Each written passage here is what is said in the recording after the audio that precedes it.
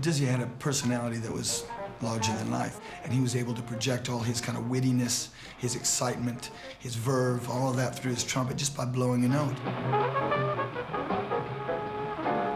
Dizzy had that impish personality, and that was irrepressible. I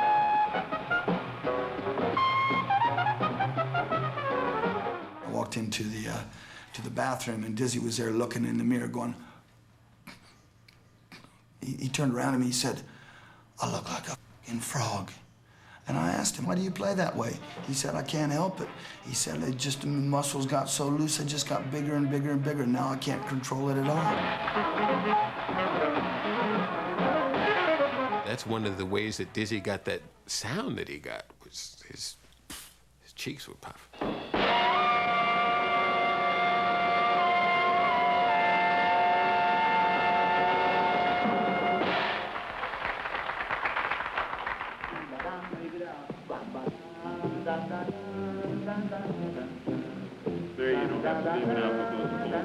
By the 60s, Dizzy Gillespie had become a grandee of jazz, a teacher, and a valiant ambassador for the black cause.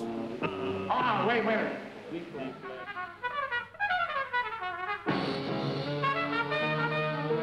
But 20 years earlier, John Burks Gillespie got his nickname Dizzy as a young rebel who burst onto the jazz world with an explosive new sound. A sound so strange that at first nobody knew what to call it. Someone asked Dizzy, after he played his composition Bebop, what is this music called? And Dizzy thought that they were referring to the tune that he just played, Bebop. And he said, "That's Bebop." So then they started calling the total music Bebop. Bebop was seen like as a sort of the punk music of its era. Something which was sort of quite radical, quite different, had people completely split into two different camps about whether it was any good or not. It was fast and exciting. In fact, a lot of the older musicians didn't like it. They called it Chinese music, you know. They said, "Oh, you're playing crazy music, you know. That's weird, you're playing wrong notes, you know."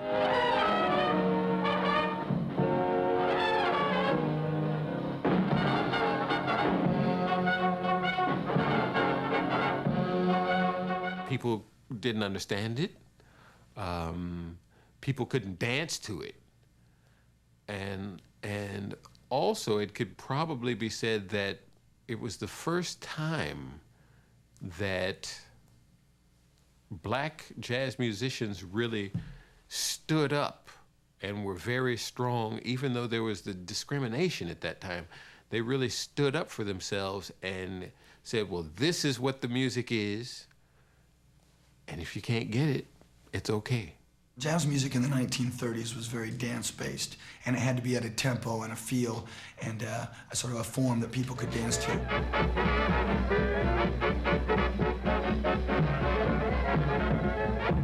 Jazz musicians were mostly, at that time, constrained to playing short solos in the middle of big band sets. So a big band would play a tune, there'd be a little break, 8 bars, somebody would have a little solo, and that'd be the end of it. But of course, the musicians like Dizzy, being really interesting musicians, wanted to extend their creative powers, if you like. They wanted to improvise more.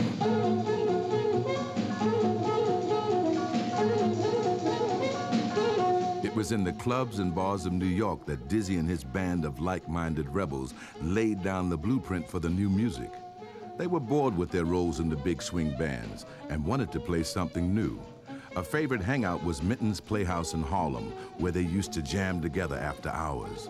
The sessions were organized by the drummer Kenny Clark, whose different beat laid the foundation of the new music.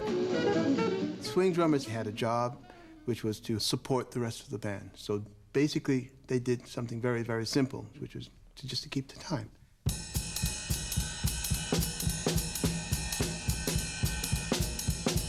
Now, when it came to playing bebop, people like Kenny Clark had a tendency to play in and around the time, but yet it was very, very solid.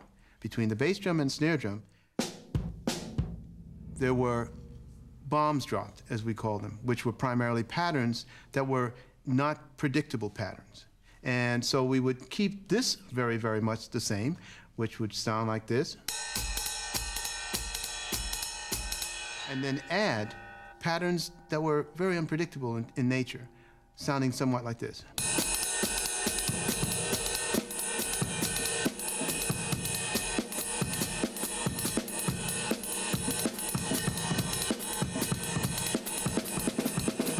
Dizzy had a very, very strong concept of rhythm, and he would think up rhythms first, and then he would put notes. He was so harmonically adept that he could pick notes to fit those rhythms.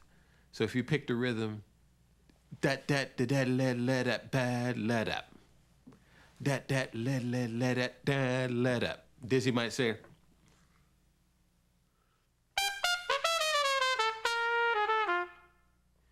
and Dizzy a lot of times thought like a drummer. Boom, boom, bap, bap. You hear those kinds of things in a lot of the phrases that occur in Dizzy's music. Boom, that's a drum lick. Salt peanuts, salt peanuts. Salt peanuts, salt peanuts. Salt peanuts, salt peanuts. Salt peanuts, salt peanuts. Jazz musicians took tunes which they played night after night after night, and everybody knew very well. And then they wrote their own melodies to them. For instance, Dizzy did Salt Peanuts based on George Gershwin's I Got Rhythm, which everybody knew.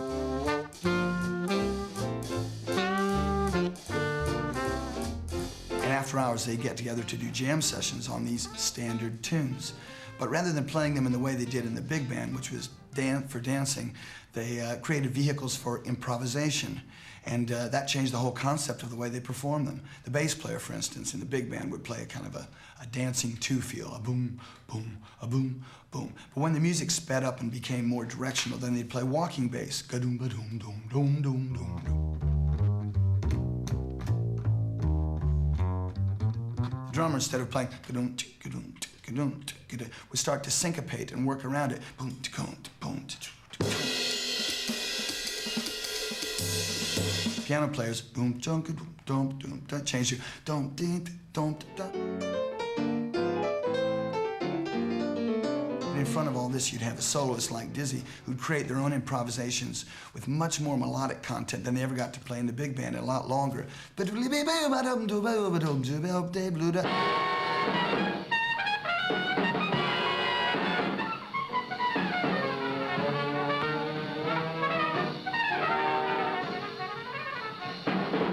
interaction of this music together in this new rhythmic context, and much faster than they ever played before, spawned bebop.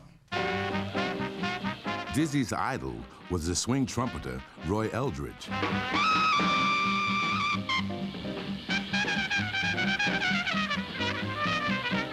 At the time Dizzy was growing up, Roy Eldridge was, quote, unquote, the cat. Eldridge played high and fast, but kept to the regular swing rhythm and harmonies.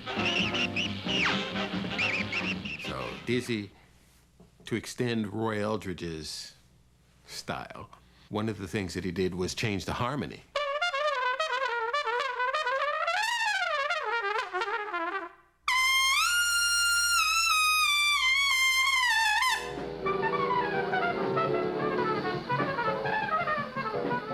Dizzy was using notes that other people hadn't used before. He managed to pick the new notes, the ones around the melody, the ones up in the high parts of the chords, and develop improvisations around them. And he did it at a breakneck speed that was almost impossible to comprehend the first time through. But Dizzy knew exactly what he was playing.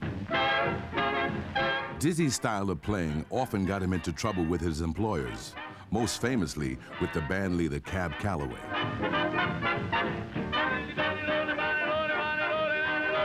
Calloway fired him after Dizzy stabbed him with a knife. The experience made Dizzy determined to break away from the old school of black entertainment. Cab Calloway would come out in a bright white suit with the mugging and grinning. He was part of the old vaudeville minstrel entertainment tradition. But the boppers were going to get away from that. They wanted to get away from the minstrel tradition altogether. And so they presented themselves in this rather formal manner.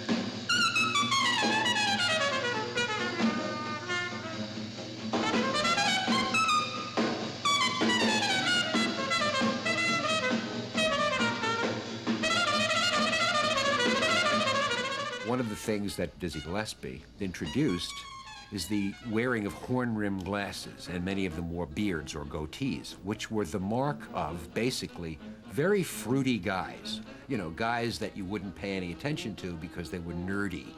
They were the sort of people you had nothing to do with. We were like tough guys, right? But here were musicians who lived a really ragged sort of life, a nightlife, a life that had very little to do with, like, the norms, and yet they also presented themselves as intellectuals. We sort of, like, cottoned to that, if you will. It was the mid-1940s. The war was over, and a new phenomenon grabbed the headlines. Rebellious teenagers, and their heroes were the kings of bop. The idea of bebop being exclusive was exactly what we wanted it to be. We wanted it to be this little club. We wanted it to be like, you know, a kind of ideal, hip world in which we lived. Dizzy's music and hip look became the sound and style of post-war New York, a legacy which can still be seen on the streets today. But Dizzy wasn't satisfied. He wanted his music to be big.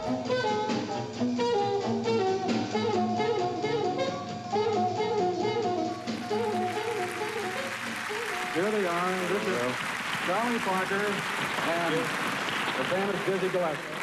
Now, fellas, Leonard says I'm supposed to be the Toastmaster, the sort of the Georgie Jessel of jazz. So, Charlie, I want to award you now the Downbeat Award for the best alto. Of all the talented musicians involved in the bebop movement, it was Dizzy's partnership with Charlie Yardbird Parker that defined the bebop sound. Bird and Diz, as they were known, became one of the great musical collaborations of the 20th century. Got anything more to say? Well, Earl, they say music speaks louder than words, so we'd rather voice our opinion that way, if you don't mind. Dizzy said that Charlie Parker told him that Dizzy's heart beat on one beat and Charlie Parker's heart beat on the next beat. That's how close they were. And I don't think there has ever been a partnership before or since that phrased music together, two people as one, as these two did. Their partnership was brief and intense, but the recordings they made are some of the classics of bebop, such as Hot House. It was an original melody written over a pop song written by Cole Porter, which was entitled What Is This Thing Called Love? And it sounds like this.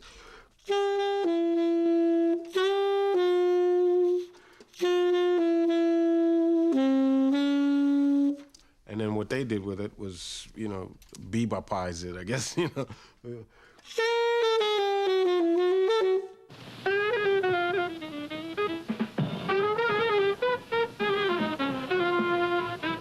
But that kind of illustrates really what bebop is about. I mean, the start of the tune, there's this sort of dialogue between Bird and Dizzy. And then when Bird takes the solo, the start, he's playing double time, something like really quickly over already a very fast tempo. Fast, furious, angry sounding phrase with a lot of tension in it, and then release that with a phrase that sounded like this.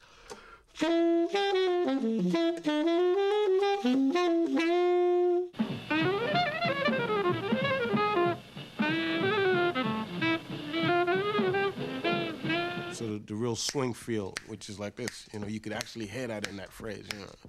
It's like, He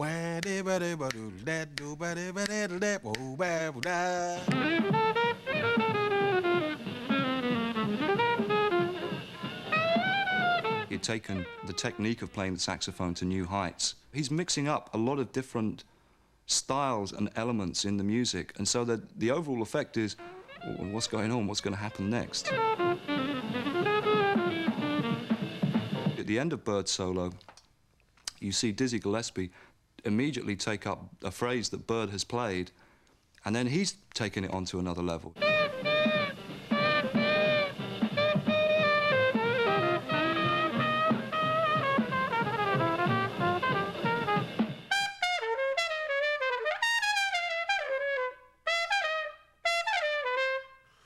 And then he plays an idea that at that time he started to play this idea from Carmen. Ba ba ba da da da da da.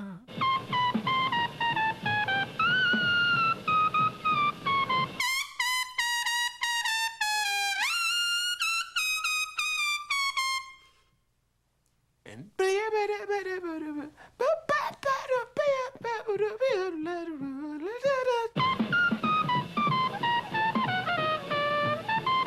he was really starting to solidify the ideas that Charlie Parker and he shared. And it was coming together to start to bring his style to a complete style. There's a constant dialogue between the rhythm section and the horns, which is very much the new element of the music. The drummer will play a rhythmic figure, and Bird will latch onto that immediately, and then he's off. He's heard what someone else has played, incorporated that into his own playing, then taken it on to another place. There's this dialogue, this constant flux of change in the music, but at the same time, people feeding off each other.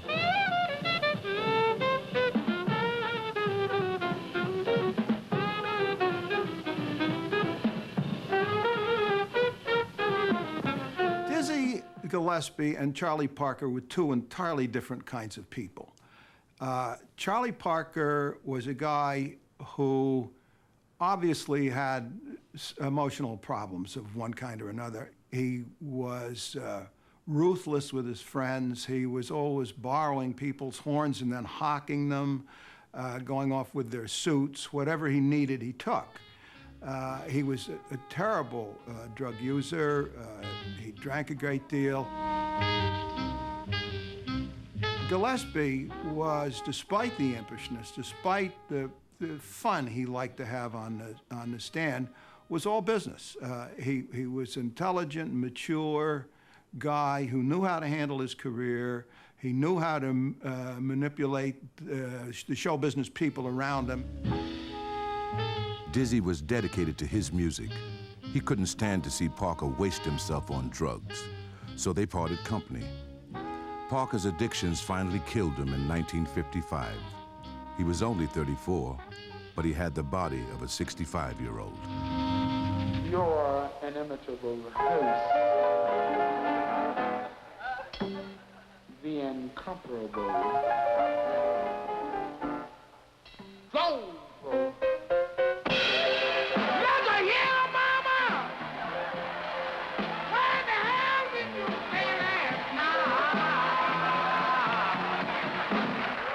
Dizzy earned his nickname because of his goofball humor, and he used it to win over audiences to his music. In 1945, he had formed the first of his big bands. His aim was to make his music popular. He would do some showmanship. He'd go out very frequently for the first number and play something very simple that audiences wouldn't have any trouble with. And he said, now I'll get them on my side. I'll get them on my side, and then we're going to go and play some of this more difficult music that we really like. He had a sense that he was dealing with real people, that you can't just dictate to the audience what they're going to like. And certainly, by what he was doing, helped to make bebop much more popular than it might have been otherwise. But Dizzy was always looking for something new. His passion for rhythm brought him together with Cuban conga drummer Chano Pazzo in 1947. The result was a mixture of Cuban rhythms and bebop, which became known as Cubop.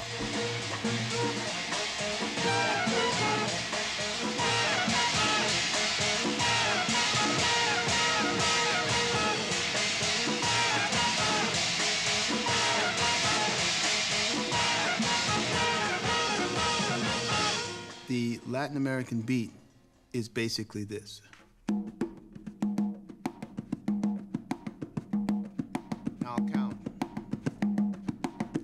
1, 2, 3, 4.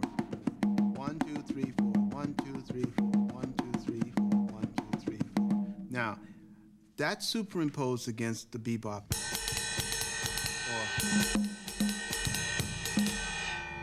If it all came together, it'd sound like this. Rhythm, and I'll imply the pattern for the congas.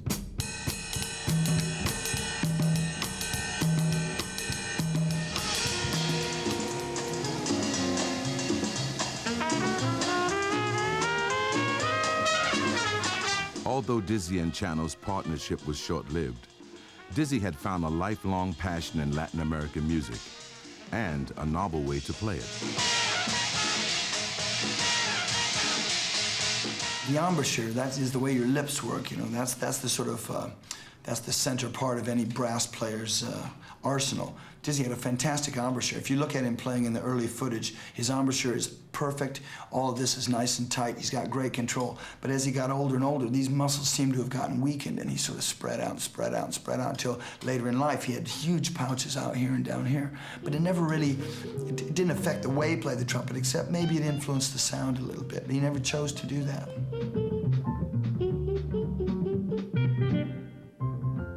Dizzy's trumpet style, with cheeks bloated and bent horn, became his signature. He started playing the bent trumpet after someone fell on it by accident and bent it in half.